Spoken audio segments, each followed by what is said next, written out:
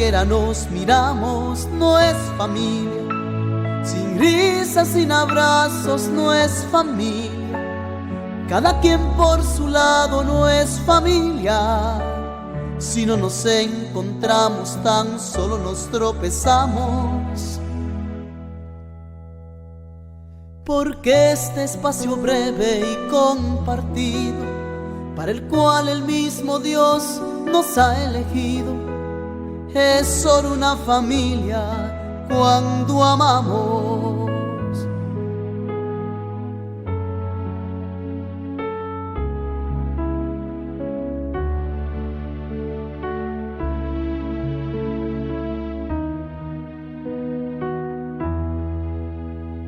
Cuando amamos.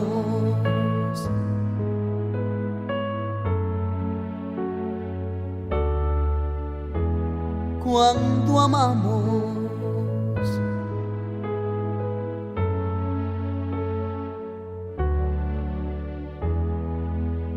Cuando amamos.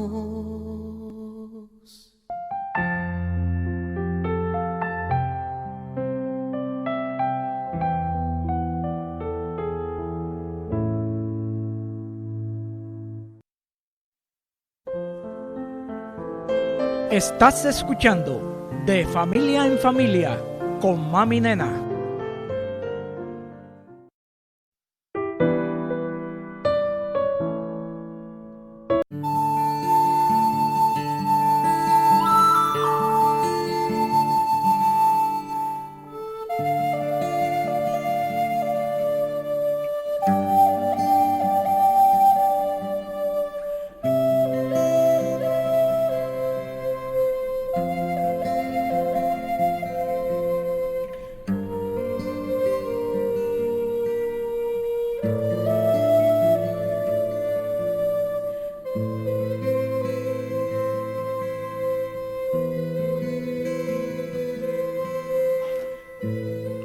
Muy buenas noches, queridos oyentes de Vida FM 105.3. Bienvenidos a su espacio de Familia en Familia con Mami Nena, un programa de la Fundación Mami Nena que llevan delante los hermanos de la Rosa y Carpio y que un grupo de colaboradores pues estamos aquí para ayudar. Me toca esta noche conducir este espacio en esta semana previa a la Semana Mayor.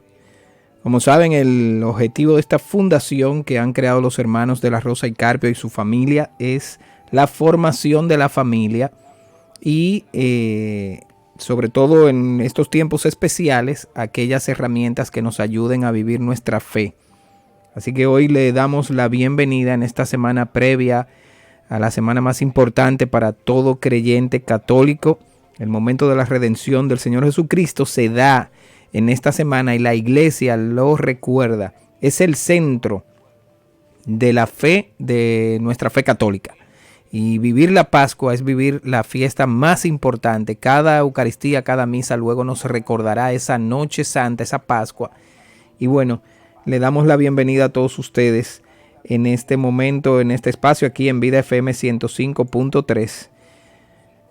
Agradezco también a todos los que se encuentran conectándose en este momento a través de la transmisión que estamos haciendo a través del canal de YouTube de Vida FM y también una red de canales a través de Facebook que se encuentran abiertos ya en este momento.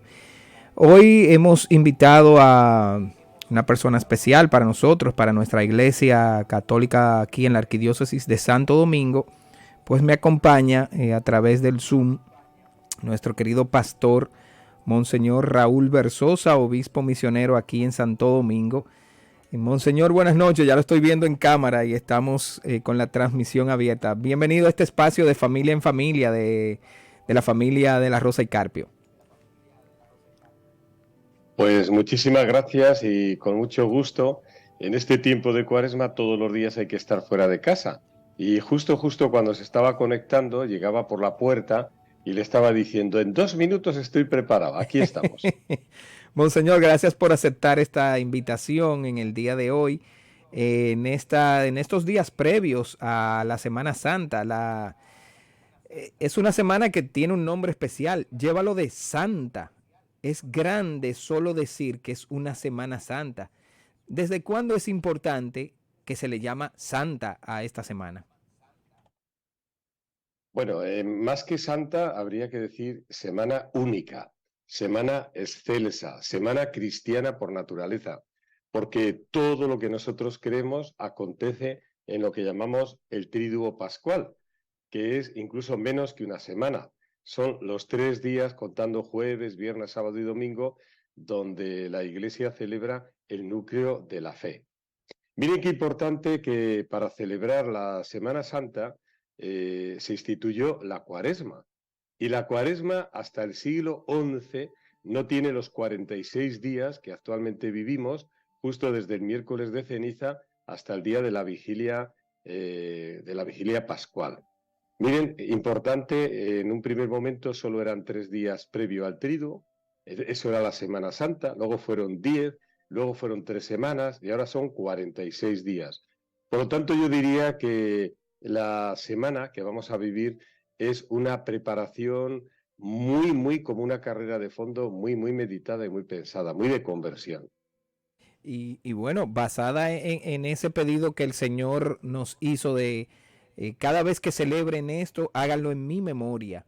Aquí ahí quizás es donde empieza la base de nuestra fe y también de las discusiones con aquellos que nos atacan, de decir, bueno, pero es que ahí él dijo que los recordáramos, no dijo que la presencia viva estaba en el pedazo de pan al él decir, esto es mi cuerpo.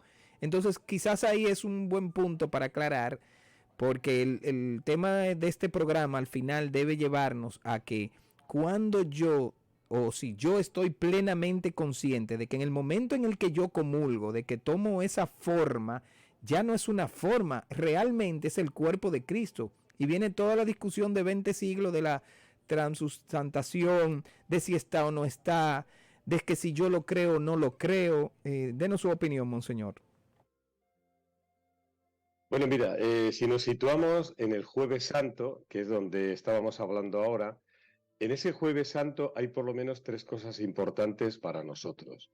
Uno, lo que llamamos la institución de la Eucaristía. Otro, el mandamiento del amor nuevo. Y otro, el recordarnos que nosotros, además de ser la misma carne de Cristo, somos Eucaristías vivientes. Vamos a ir por partes. Mire, Jesús, sabiendo que iba a ser entregado, el día de Jueves Santo previo a todo lo que aconteció después en la entrega en Getsemaní, etcétera, quiso celebrar la Pascua, es decir, la cena judía, con sus discípulos. Y qué curioso que en el pasaje del Evangelio no lo celebran en una casa conocida, sino dice Jesús el día del Domingo de Ramos, que llamamos nosotros, vayan a fulanito, que ni siquiera se nos dice el nombre, y digan que quiero celebrar la cena en su casa. Bueno, pues Jesús, sabiendo que iba a ser martirizado, que iba a morir, nos quiso dejar su herencia. Jesús no nos dejó dinero, Jesús no nos dejó papiros escritos, Jesús no dejó casas construidas, ni poder, Jesús no dejó templos, se quedó Él. Ni poder. ¿Y todo por qué? Porque era un itinerante, era un itinerante. Era una persona que dormía normalmente en la calle, bajo las estrellas, y de vez en cuando tenía la suerte de ir a Betania y en otros lugares donde podía haber techo. Pero los 3 años de su vida pública era un itinerante, una persona peregrina de lugar en lugar. Bueno, y efectivamente Jesús no nos dejó ningún poder, ninguna autoridad que no fuera la espiritual. ¿Qué es lo que Jesús quiso hacer para que su presencia quedara viva entre nosotros? Quiso que el pan y el vino, que ya los judíos lo conmemoraban como el paso de la Pascua, es decir, el paso de la esclavitud a la libertad, recordando lo que había sucedido en Egipto, bueno, pues él le da un viraje nuevo. Y yo la pregunta que me he hecho es la siguiente: ¿por qué precisamente Jesús se quiere quedar en el pan y en el vino? ¿Qué representa el pan y qué representa el vino? Pues mire, el pan representa el cuerpo en todo lo positivo. Si somos hombres o mujeres, la salud, los dones que Dios nos ha dado, la energía, las ganas de luchar, de vivir, todo lo que nosotros tenemos como humanos y que es positivo, vuelvo a repetir. Mientras que la sangre es todo lo negativo, el sufrimiento, las enfermedades y la misma muerte. Por lo tanto, lo que viene a decirnos Jesús es: yo me quedo con vosotros en lo positivo, en los momentos dulces de la vida, y a la vez me vais a encontrar en los momentos amargos y tristes. Y esa presencia es real. Si me permite, Giovanni, yo suelo contar, entre otras cosas, la siguiente historia que es real, ¿eh? En Francia, un musulmán joven entró en un templo católico y empezó a ver hombres y mujeres santos por todo el templo. Y preguntó a otro joven católico por qué en ese templo había tantos hombres y mujeres. Dice: es que son los santos. ¿Y quién son los santos? Aquellos que han encarnado, que han estado más cerca de Jesús, aquellos que se han parecido más a Jesucristo, cada uno en un aspecto y algunos en muchos de los aspectos de Jesús. Bueno, el musulmán se quedó pensativo y le fue preguntando: dígame los nombres. Pues mira, San Juan Bosco, la Virgen María, San José, San Antonio de Padua, San Martín de Porres, Santa Catalina de Siena. Ah, vale. Bueno, entran en la capilla del Santísimo, de la adoración, y allí no había ningún santo. Solo vio el musulmán una lucecita roja con un armarito de madera, y pregunta: ¿y por qué en este lugar solo hay una luz roja y solo hay un armarito pequeño? Ah, porque eso es el sagrario. Ahí no hay un santo, ahí está el Santísimo, ahí está el Señor, ahí está Dios. ¿Cómo? Repítamelo. Ahí está su Dios, en el que ustedes creen. Claro. Y dice el musulmán muy serio: no me lo creo. Claro, dice el católico: ¿cómo se lo va a creer? No me lo creo que usted se lo crea. Porque si a un musulmán le dijeran con certeza dónde está Dios, ni de día ni de noche se separaría de él.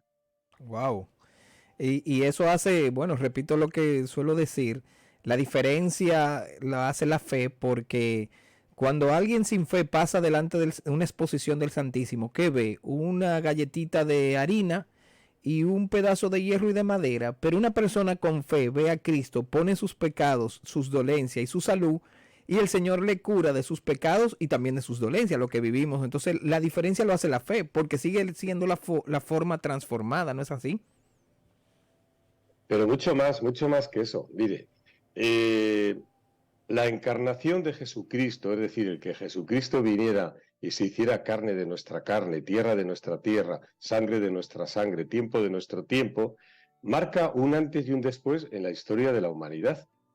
Antes de la encarnación de Jesucristo, todos los hombres y mujeres que venían a este mundo eran criaturas, porque existe un creador; hijos, porque ese creador es padre; y hermanos, porque ese creador padre tiene un hijo, Jesucristo, el Hijo eterno, y en él éramos hermanos. Pero a la vez, como siempre venimos a este mundo con un cuerpo de varones y hembras, veníamos con la esponsalidad. Por lo tanto, antes de la encarnación de Cristo, éramos criaturas, hijos, hermanos y esposos, con la capacidad de darnos y de recibir. ¿Qué novedad trajo Jesucristo, amigo? Desde que Jesucristo, el Hijo de Dios, se encarnó en esta carne de hombres y mujeres, de varones y hembras, somos, además de criaturas, hijos, hermanos, esposos, la carne de Jesucristo. Y si somos la carne de Jesucristo, estamos ungidos por el Espíritu Santo que la naturaleza humana de Cristo llevaba en él. Y además somos templos de la Trinidad. Somos sacerdotes, profetas, reyes, sanadores, y lo somos en iglesia, en comunidad. Por lo tanto, ¿qué aporta la Eucaristía a quien la recibe, el cuerpo y la sangre? Además de ser ya el cuerpo de Cristo por naturaleza, por estar en esta naturaleza humana donde Cristo se encarnó, nos convertimos en Cristos totales, en Eucaristías vivientes.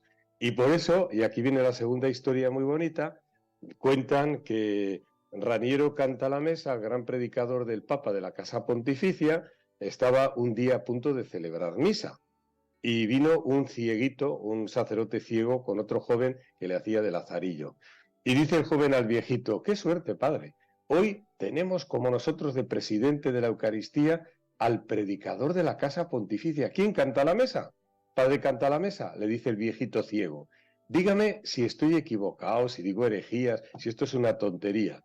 Yo les digo a mis fieles, sencillos, que cuando van a la Eucaristía, misa, y escuchan sobre el pan y el vino: esto es mi cuerpo y esta es mi sangre, que lo crean que es de verdad, pero que con el dedo índice se apunten a su pecho y digan, esto es mi cuerpo y esta es mi sangre, porque quien come el cuerpo y la sangre de Cristo se hace realidad lo de Gálatas 2:6, ya no soy yo quien vivo, es Cristo quien vive en mí.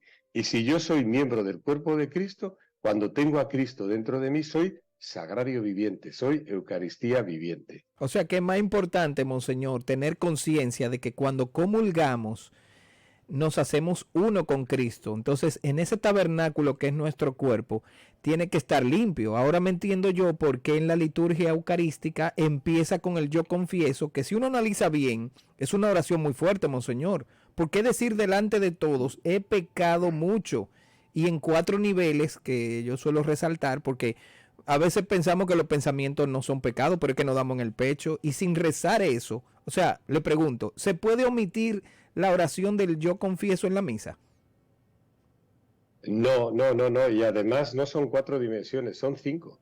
Yo le voy a pedir al Papa, cuando le vea, que en el yo confieso, en el confiteor, que así se llama, añada otra palabra. Yo confieso que he pecado mucho y lo confieso delante de Dios, delante de los santos y delante de los hermanos que están conmigo allí. Confieso que he pecado mucho de pensamiento, palabra, obra, omisión y visión. Este aparato tiene la culpa, visión de ver. Aquí vemos lo que nunca debíamos ver en imágenes y en escritos.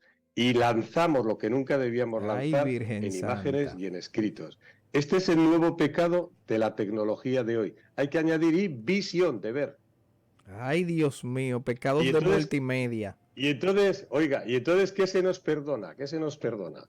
Cuando nosotros rezamos el yo pecador, solo los pecados veniales, los pecados que no son grandísimos, ¿eh? Y me va a decir, y si uno va con pecado mortal, con intención de confesarse, de acercarse al sacramento, y no puede, deja de comulgar. Pues yo le diría una cosa, la comunión no es solo para los limpios ya y los puros, sino también es medicina y es alimento. Entonces, si tú no has tenido posibilidad de confesarte previamente y necesitas comulgar para tener esa medicina que el Señor te va a dar, tienes que rezar un acto de contrición muy en serio, antes de ir a comulgar y prometerle a Jesús que en la primera oportunidad, si vas a hacer todo lo posible, te vas a confesar y le vas a decir al Padre, Padre, comulgué, sin haberme confesado y yo se lo tengo que decir. Ay, Dios mío, ay, Monseñor, aunque no quisiera entrar en el temor, pero realmente en el programa Navegando mío ayer, yo tocaba un poco levemente y toqué los temas de los pecados capitales. Una oyente me escribió, ay, acuérdanos cuáles son los pecados capitales y por qué son capitales y por qué tenemos que tener tanto temor de Dios de alejarnos de ellos.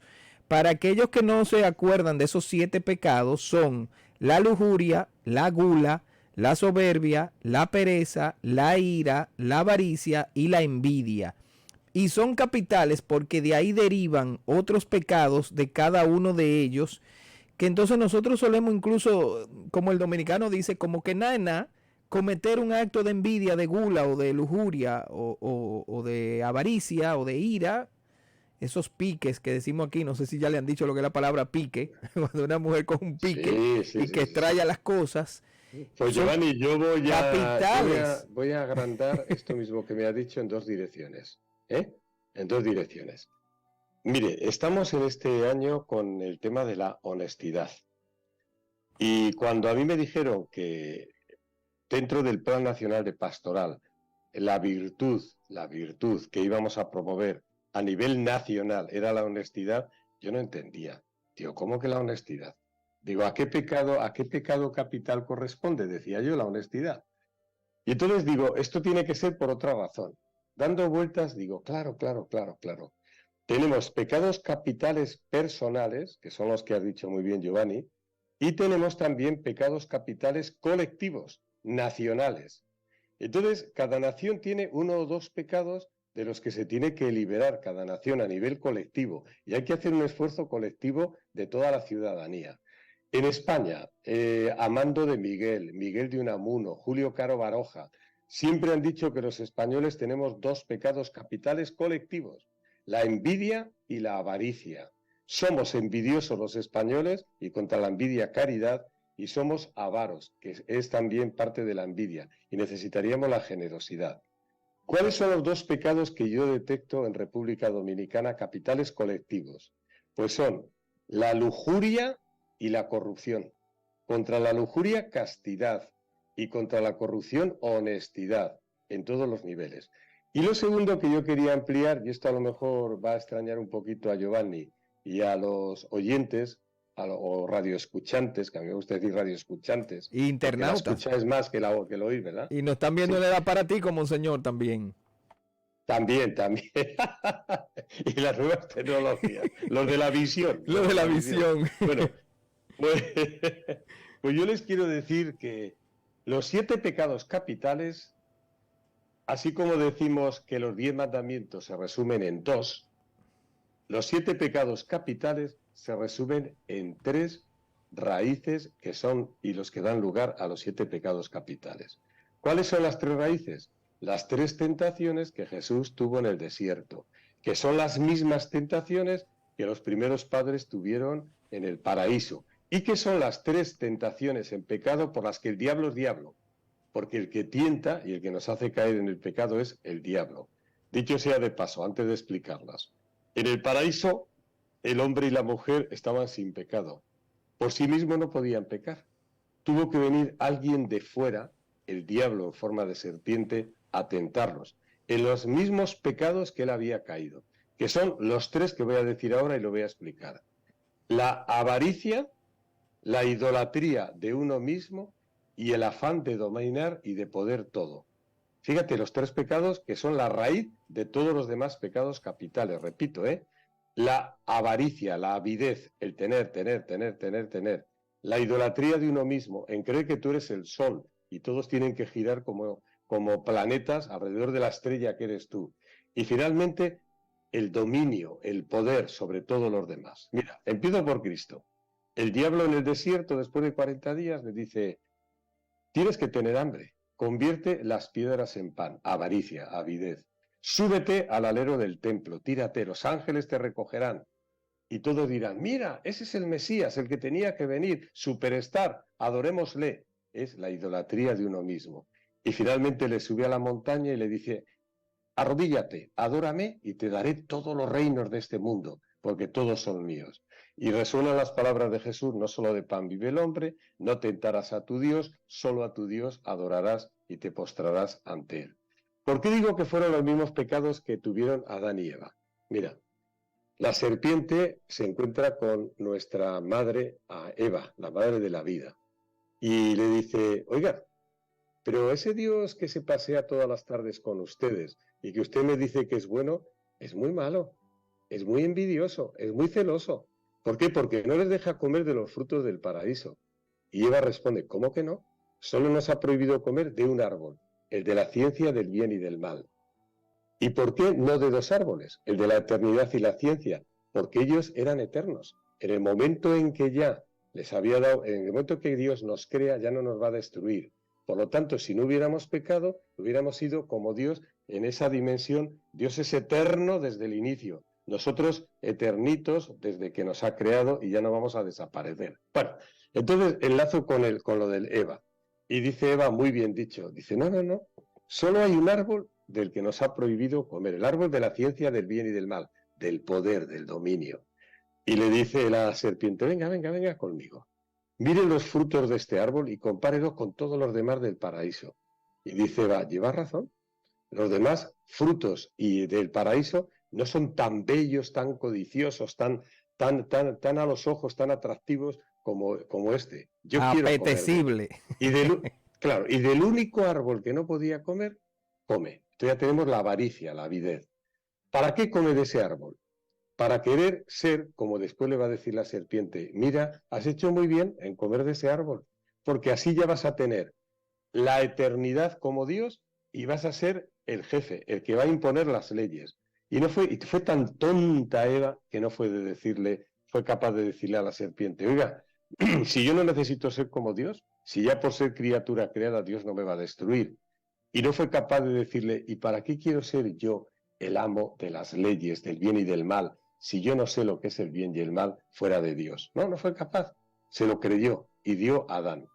¿Y por qué digo que esto fue lo que le hizo al diablo? Mira, antes de que existiera la creación de la humanidad, los ángeles existían. Y entonces se reúne la Trinidad y dijo, vamos a crear al hombre. Y no solamente vamos a crear al hombre y a la mujer, sino que el Hijo de Dios se va a encarnar en el hombre y mujer. Y la serpiente Lucifer, el diablo, que era el más cercano a la Trinidad, ¿cómo? ¿Cómo? ¿Que todo un Dios se va a encarnar en una criatura que es inferior a los ángeles? ¿Por qué no se encarnan los ángeles? ¿Por qué no se hace ángel? Entonces ya tenemos la avidez. Quiere para él lo que no tiene. Segundo, dice el Señor, y vamos a tener que crear una mujer virgen, a María, para que sea la madre de Dios. ¿Cómo? Esa mujer va a ser más que un ángel. Ya tenemos la idolatría, el querer ser más que nadie. Y tercero, dice, mira, Señor, si sigues así, una de dos, o te has vuelto viejo y tienes Alzheimer y estás chocheando, y si sigues así, yo me voy a rebelar contra ti y voy a llamar a todos los ángeles que me van a seguir. Y hubo una gran batalla en el cielo, donde los ángeles buenos ganaron sobre los ángeles malos, y estos desde entonces son diablo e infierno. ¿Ves? Y ya por acabar, dentro de la primera raíz, de la avidez, de tener, ¿cuáles son los pecados capitales? La gula, la lujuria y la codicia. Dentro de lo que es el ser uno mismo el centro, el ser la idolatría, ¿cuáles son los pecados? La tristeza, la ira y lo que nosotros llamamos también la pereza. ¿Y cuáles son las manifestaciones del querer dominar a todos y a todos? La vanagloria y el orgullo, ¿ves?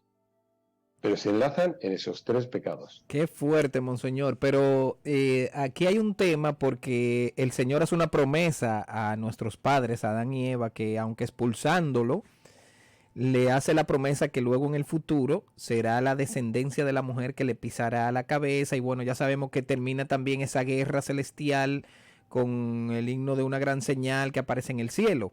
Muchas veces nosotros nos quedamos ahí en el trigo, en el pecado. Y el Señor vino con una revolución. Cuando el Papa Francisco llega, que nos sorprende y nos dice, seremos examinados en dos pasajes. Mateo 5, el sermón de la montaña, y Mateo 25, tuve hambre y me diste de comer. Y entonces el Papa nos dice, bueno, exacto, cada uno de nosotros pasémonos por ese examen. El primero, el sermón de la montaña, porque amé al enemigo. Y el Señor amó a sus enemigos. De hecho, a mí me sorprende que no hubo ningún apóstol excepto Juan. Todos los apóstoles estaban corriendo y el Señor cumplió con Mateo 5 en decir, amo a mis enemigos y doy la sangre. Ese himno que cantamos tan bonito, que la sangre de Cristo tiene poder, pues si esa sangre cayó sobre los romanos, como cayó de hecho el que le dio la lanzada, el centurión, emiten palabras de salvación, reconociéndolo incluso como el Hijo de Dios, cuando algunos apóstoles tenían tanta duda que andaba corriendo. Nosotros nos encontramos a veces así, monseñor, sí, y nos autorrechazamos. Entonces decimos, bueno, yo todo eso que monseñor Raúl dijo, todos los hago, todos los cumplo, soy un lujurioso, pero a ver, espérense, es que la redención del Señor, entonces, sí, pues tú cumples la condición para el Señor redimirte. Ahora, ahí no nos podemos quedar, el Señor no nos llama a los sacramentos para quedarnos ahí. Entonces la iglesia nos da los sacramentos y yo pienso que quizás muchos, yo lo he definido que nos convertimos en comebancos. Vamos a la iglesia, nos sentamos en el banco, pero como decimos aquí, ni fu ni fa. Y luego decimos, bueno, yo hago una comunión espiritual, oigo un poco la palabra, por si hay algún Dios o algo, vengo a la iglesia y realmente no nos sana del mal interior porque seguimos cometiéndolo y cometiéndolo. Entonces, ¿dónde está la dinámica y el kit del asunto? Pues claro, mira, vamos a empezar diciendo por qué somos muy comebancos y muy pasivos y muy instalados. ¿Por qué? Y lo cuento con dos parábolas y dos historias que entran por los ojos, por los oídos y llegan al corazón. Lo primero es de San Jerónimo. San Jerónimo. Resulta que un día San Jerónimo iba paseando por el bosque y vio que había un crucifijo encima de un árbol. Se puso de rodillas y habló con el crucifijo y el árbol se transparentó y dejó que creciera aquel crucifijo y creyó escuchar del Señor estas palabras: Jerónimo, ¿qué me puedes ofrecer de tu vida que sea valioso? Y Jerónimo dice: la soledad en la que vivo, maestro, todo el día traduciendo páginas y páginas de la Biblia. ¿No tienes nada más que ofrecerme, Jerónimo? Sí, los ayunos, el hambre, la sed, los sacrificios, la vida de asceta que estoy llevando. ¿No tienes nada más? Sí, señor, todo lo que considero que son buenas obras en mi vida. Yo creo que te lo doy, porque para mí no quiero nada, y yo creo que ya no tengo nada más que ofrecerte. ¿Cómo que no, Jerónimo? Mírame a los ojos. Jerónimo, te has olvidado de lo más importante. Dame tus pecados para que te los perdone. Ay, Dios mío. Estamos dándole cosas al Señor, cosas externas, velas, novenas, oraciones, y lo que Él quiere es el corazón, y dentro del corazón los pecados que llevamos. Y segundo, ¿por qué nos instalamos y no nos confesamos pecadores? Mire, la segunda historia, iba el maestro con el alumno pasando un río y dice el maestro al alumno: meta las manos en el fondo del agua y saque una piedra del fondo. El alumno obedeció, tanteó y la piedra más grande que pudo con ella la sacó chorreando y la dejó en la orilla. Y con un martillo, cuando estaba la piedra en la orilla, el maestro la partió y le dijo: ¿qué observas? Y el alumno, que era muy, muy inteligente, dice: maestro, esta piedra habrá estado en el fondo del agua millones de años, solo tenía mojada la superficie, su corazón está seco. Miren, nosotros cristianos, que nos llamamos cristianos, a veces solo somos cristianos de nombre, nominalistas. ¿Por qué? Porque oímos cosas de Dios, cantamos cosas de Dios, rezamos cosas de Dios, decimos cosas de Dios y estamos como con el paraguas y la sombrilla abierta para que todas las gracias de Dios, que es la lluvia, se queden fuera y no mojen nuestro corazón. Tenemos que esponjar el corazón, que el Espíritu lo esponje y entonces nos sentiremos pecadores. Yo, monseñor, en una adoración al Santísimo, el sacerdote dijo algo que siempre me ha quedado impactado y siempre lo comento. Estábamos ahí varias horas y como que nos llamó la atención y dijo: sí, pero recuerden que el Señor dijo: el que no come mi cuerpo. Entonces aquí lo estamos mirando, pero hay que comérselo. Tenemos que esto que nos lleve al amor a la Eucaristía y no quedar contemplándonos, porque se puede correr el riesgo de venir y ahora ser adictos a observarlo, pero el Señor lo que nos ha dicho muy claro es comerlo. O sea que nos está diciendo: hay que ir a la Eucaristía y comulgar. Yo no sé, se me ocurre preguntarle: cuando uno va a la Eucaristía y no comulga, tiene un efecto, no es lo mismo que ir a la Eucaristía y sí comulgar. Perfecto, voy a ir por partes. Usted y yo coincidimos hace no mucho en Nueva York. Estuvimos dando retiros a la comunidad no solamente dominicana, sino latinoamericana. ¿Cómo se titulaban aquellos retiros? De la conversión a la Eucaristía. Ah, porque no hay conversión si no desembocas en la Eucaristía. De la conversión a la Eucaristía. Dicho esto, mira, quien va a la Eucaristía y no come el cuerpo de Cristo, y lo digo con mucha pena, aquellos que no lo pueden comer porque no pueden, porque están viviendo en libre unión, porque no tienen un matrimonio como Dios manda, aquellos que están en situaciones irregulares de otros pecados y de otras formas, lo digo con pena, habría cuanto antes que poner en orden la vida. ¿Por qué? Porque ir a la Eucaristía ya de por sí es una riqueza, sí, sí. Pero si tú no te metes y comes la palabra de Dios, que es la primera parte de la Eucaristía, y esa palabra no te cambia la vida, y si tú no comes el cuerpo y bebes la sangre de Cristo, una de las dos o las dos juntas, diríamos que es como ir a un banquete donde tú escuchas pero no oyes, y donde te ponen a comer y tú estás allí pues sin hacer nada. Al final, ¿qué te conviertes? Anémico. Y al final no vas, al final no vas. Yo me he preguntado muchas veces por qué en los templos nuestros faltan varones y faltan jóvenes. Varones porque muchos de ellos no pueden comulgar. Y como están en libre unión y en otras situaciones, dice: para escuchar voces de los padres y para sentirme mal, para eso no voy. Y jóvenes porque nunca han entrado, nunca han entrado. Y sin embargo, sí hay mujeres que están en las mismas situaciones que el marido en libre unión o el marido en matrimonio civil. ¿Y por qué van? Y hacen muy bien en ir. para pedir al Señor que su situación se remedie, para pedir al Señor la gracia del sacramento, para decir, Señor, a pesar de todo, hago comunión espiritual contigo. Que esa es otra de las cosas importantes. El que tú no puedas hacer la comunión física de comer el cuerpo y la sangre de Cristo, sí te puedes unir espiritualmente para tener los mismos efectos. ¿Por qué? Porque lo que importa es el que Cristo esté en ti y tú en Cristo. No, pero, monseñor, sabiendo que si yo puedo enmendar la situación que no me deja comulgar físicamente, debo trabajar por eso. Y no decir, bueno, me quedo con la espiritual y ya. No. Mire, usted es padre, además padre de familia numerosa. Y estamos en un programa familiar. Hay un dicho que es real. Los hijos no obedecen, imitan. ¿De qué te sirve que tú estés mandando los domingos los hijos a misa, si tú no vas? ¿De qué te sirve que les digas confiésate y comulga si tú no te confiesas y comulgas? ¿De qué te sirve tantas cosas que decimos a los hijos, cosas buenas cristianas, si tú no lo practicas? Vale más el predicar con el ejemplo que con la palabra. Y entonces, bueno, monseñor, de los 7 sacramentos, 3 son de preparación: bautismo, luego confirmación y luego primera comunión. No tenemos la conciencia en nuestros primeros años de edad y la iglesia nos prepara para cuando recibamos ese cuerpo de Cristo, el Espíritu Santo, estemos conscientes. Pero luego viene ese sacramento combinado con el del perdón, el de la reconciliación, la confesión. Yo siento que uno le tiene como miedo, monseñor. Ay, Dios, mucha gente dice, y la iglesia protestante, yo no me tengo que confesar con un hombre, pero es que el Señor lo dejó muy claro a Pedro. A quien se lo perdone le quedan perdonados, a quienes se los retenga le quedan retenidos. Ese poder lo dio el mismo Señor. Esa es la primera parte, claro. Esa es la primera parte, que nosotros hacemos lo que nos mandó el Señor. Pero segundo, ¿cómo sabes tú que estás perdonado? En el sacramento de la penitencia y la reconciliación, la absolución que te da el sacerdote es: yo te absuelvo de todos tus pecados. Te absuelvo de todos tus pecados.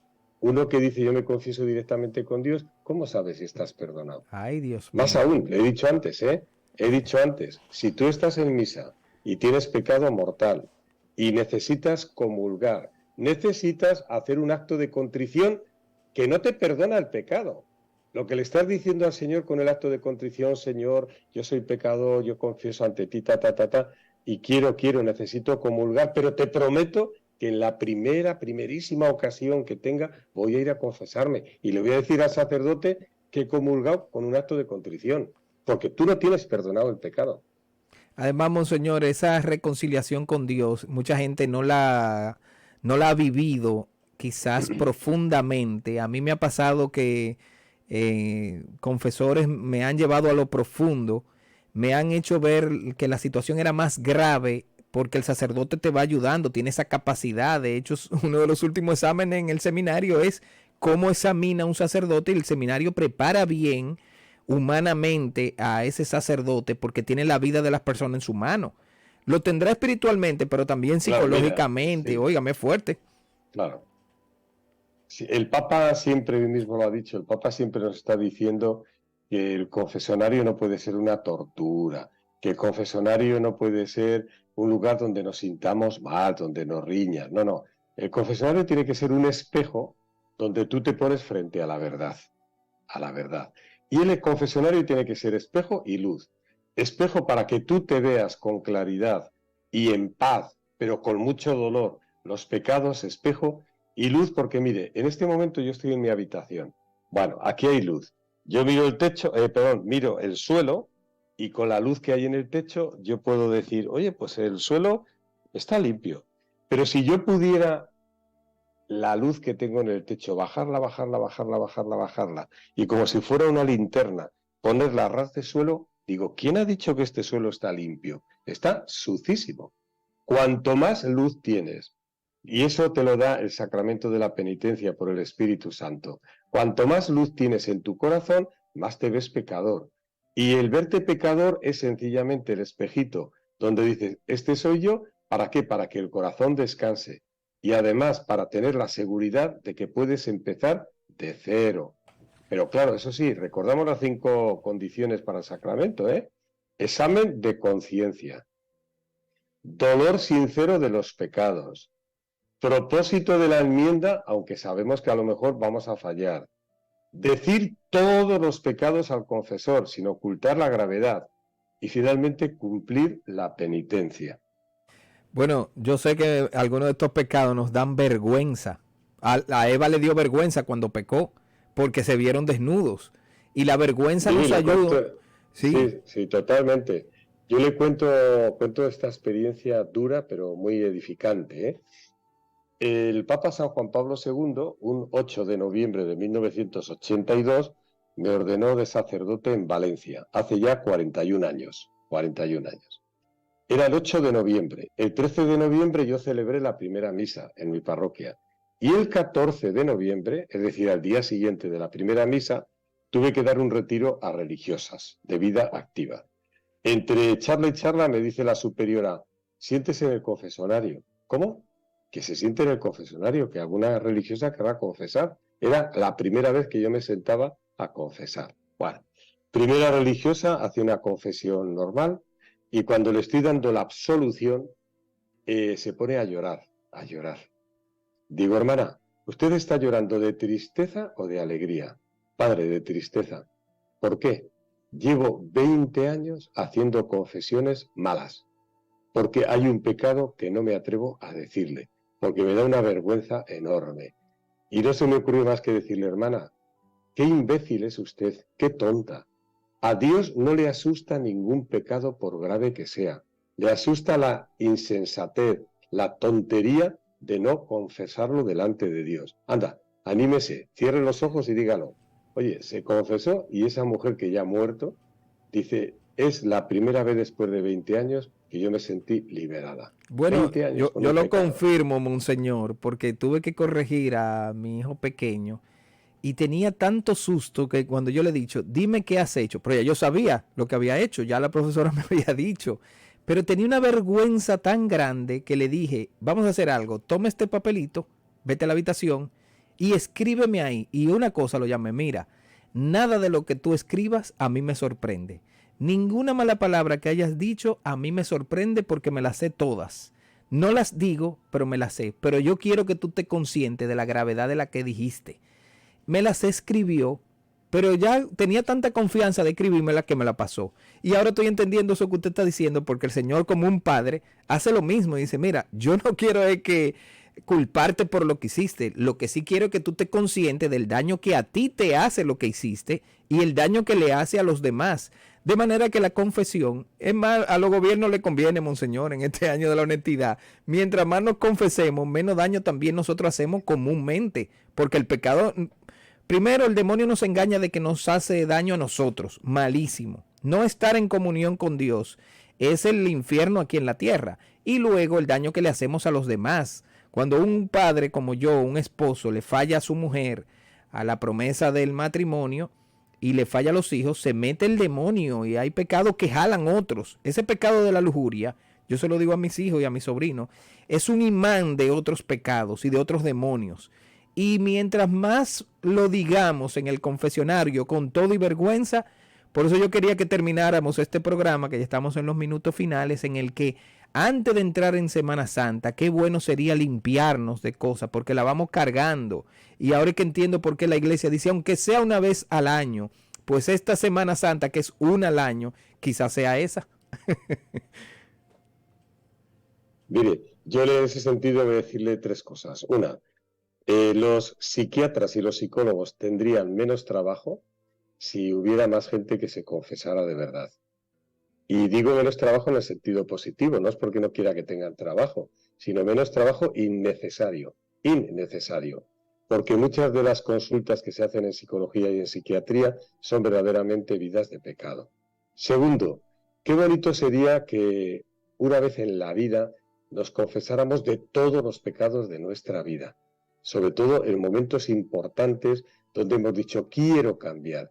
Y quiero con lentitud, con delicadeza, buscar un sacerdote que me atienda y me voy a confesar de toda mi vida. Y ahí van a salir pecados que antes no diste importancia o pecados que nunca has confesado. Y tercero, aunque no sea la confesión de toda una vida, por favor, que en este año no pase la Cuaresma y no concluya la Cuaresma y no nos metamos en Semana Santa sin la alegría de haber recibido la reconciliación y el abrazo de Dios y el perdón. Yo creo, monseñor, que usted y yo podemos dar testimonio de que realmente al soltar esa carga, se me mete ese temor muchas veces, pero me pasó en una confesión. Era un sacerdote recién ordenado, jovencito. Yo lo veía más joven que uno de mis hijos. Y yo decía, cuando voy a entrar al confesionario, digo, si le digo esta cosa tan gorda a este que es nuevo, ¿cómo lo va a manejar? Yo pensando en comunicador, en catequista y todo. Mire, monseñor, no he tenido una confesión tan buena con lo que ese neo sacerdote me dijo. Y yo decía, es que este es mago, o cómo sabe, o la iglesia lo ha capacitado también, que a mí no se me olvida esa confesión. Y yo, en la medida que él me fue hablando, entonces fui soltando y se me fue la vergüenza. Entonces volví a quizás al original. Aquí queremos darle de testimonio, tanto monseñor Raúl como yo, de que los frutos de la confesión son de santidad realmente. Los grandes confesores, los grandes santos, vivían eso, monseñor. Claro, Giovanni, no hay nada que ayude más a un sacerdote en su ministerio que el sacramento de la penitencia y el asistir en el momento de la muerte a los que van a entregar su alma a Dios. Porque son dos momentos de autenticidad, donde tú te sientes no poderoso, te sientes vulnerable, te sientes pequeño, te sientes como Cristo que está ahí presente, que tú no eres nada. Cristo es lo que dice San Pablo. En esos momentos de la confesión y de la asistencia con la unción de enfermos, a veces ya el viático, es donde dices, yo estoy disminuyendo para que Él crezca. Ay, Dios mío, monseñor. Nada, terminemos para que usted nos dé la bendición. Le agradezco mucho a nombre de la Fundación Mami Nena, de Monseñor de la Rosa y Carpio, que suele acompañarme, pero sabemos que está en su recuperación y va muy bien. Y le he pedido a usted que nos dé esta guía. Y yo de verdad, pues le invito de manera personal a que cuando vaya al confesor, suelte todo. Hay que decir los nombres, los pecados con su nombre. El confesor se lo sabe todos se lo sabe. Pero lo malo es cuando no es el sacerdote el que nos rechaza, sino nosotros mismos. Ya usted lo decía ahorita, decir, no, el Señor no me va a perdonar esta. ¿Cómo que no? Pero si Él fue toda la sangre que la dio, o sea, que Monseñor lo perdona todo. El Señor Jesucristo lo perdona todo. Así es. Pues mire, muchos saludos a Monseñor de la Rosa, a quien admiro, a quien quiero, y muchas gracias a usted por este programa tan hermoso. Y muchas gracias a todos los radioescuchantes, incluidos los de las nuevas tecnologías. Y con mucho gusto, si me lo permite, en nombre del Señor, de la Virgen, de San José, en nombre de Monseñor de la Rosa y en mi nombre, la bendición. La bendición de Dios Todopoderoso, Padre, Hijo y Espíritu Santo, descienda sobre nosotros y nos acompañe siempre, especialmente en estos días santos, en estos días pascuales, que así sea. Gracias, monseñor. Le libero y lo anoto en el futuro porque hay muchos temas que tocar de la sacramentalidad. Y el Señor se hará presente esta Semana Santa, quizá para muchos de nosotros sea la última. Y hay que vivirla como que de aquí para el cielo, con alegría. Gracias, monseñor. Buenas noches. Nada, era monseñor Raúl Versosa, estuvo con nosotros y terminaremos este espacio de Familia en Familia hoy. Pues tengo una canción muy hermosa aquí que se llama Perdónamelo todo, Señor, perdóname todo, de Amauris Gutiérrez. He encontrado esta canción, la estaba escuchando antes de entrar a cabina, y para sellar un poco todo esto que nos ha dicho monseñor Raúl Versosa, podamos entrar en esta Semana Santa. Como ha dicho monseñor, puede ser que sea la única, la más grande semana, pues así que lo vivamos intensamente. Como nos dicen varios sacerdotes, así como sea tu Semana Santa, así va a ser toda la vida de fe del año. Es el momento de tomar fuerzas y aunque uno no las tenga, decirle al Señor, bueno, vengo aquí destruido, vengo aquí seco, sin aceite, pero aquí está mi alforja para que tú la llenes y tú habites en mí y de ahí poder llevarlo a lo demás. Hay toda una sociedad esperándonos. Así que si hay que buscar dónde confesarnos estos días que nos quedan hasta llegar a la vigilia pascual y que podamos vivirlo intensamente. Nosotros los medios de comunicación de la Arquidiócesis, Multimedios Vida, Televida, esta radioemisora Vida FM y Radio ABC, pues estaremos en producción especial toda esta semana para ayudarnos unos con otros, tanto ustedes, queridos oyentes, televidentes e internautas, que esto pueda servirnos para vivir una fe intensa. Así que entrego este espacio al Señor después de la bendición de Monseñor, y con esta canción nos despedimos hasta otra entrega de este espacio de Familia en Familia. Bendiciones para todos.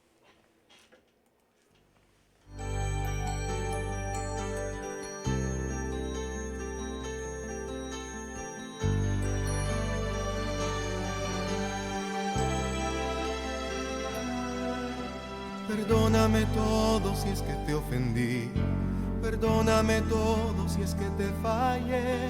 Es que no contaba con tu corazón, andaba deprisa y no pensaba en ti. Cuando está tan cerca la felicidad, los ojos del alma no saben mirar, y a veces de pronto vemos escapar aquello que siempre debimos amar. Y es que necesito tu perdón ahora, si no estás aquí me mata la demora. Solo sabe perdonar quien ha querido con el corazón. Si tú me perdonas yo no voy a irme, voy a darte todo, voy a decidirme. No me dejes en la sombra, ya retorna, yo preciso amarte, perdóname hoy. Si tú no regresas yo no tengo juicio, el tiempo contigo no se me olvidó. Es que no comprendes que te necesito, te llevo en mi sangre siempre como un vicio. Si tú no regresas no hay felicidad, solo la tristeza en mí se quedará. Esta vida mía no da para más si no me iluminas con tu libertad. Y es que necesito tu perdón ahora, si no estás aquí me mata la demora. Solo sabe perdonar quien ha querido con el corazón. Si tú me perdonas yo no voy a irme, voy a darte todo, voy a decidirme. No me dejes en la sombra, ya retorna, yo preciso amarte. Nada mejor que tenerte cerca, no hay alegría que me convenza. Teniendo tu amor ya no habrán fronteras, tengo que encontrarte hoy. Y es que necesito tu perdón ahora, si no estás aquí me mata la demora. Solo sabe perdonar quien ha querido con el corazón. Si tú me perdonas yo no voy a irme, voy a darte todo, voy a decidirme. No me dejes en la sombra, ya retorna, yo preciso amarte, perdóname hoy,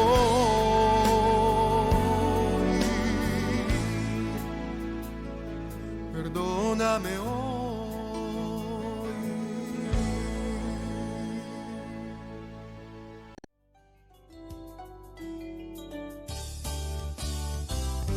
Este programa ha sido una presentación de la Fundación Mami Nena. En Vida FM 105.3, las 9.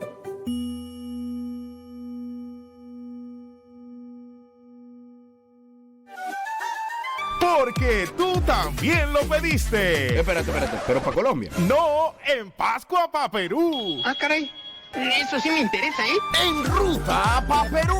Del 10 al 17 de abril. 809-907-3810. Ahora si tú no tienes cuento, no te quedes. En ruta pa' Perú.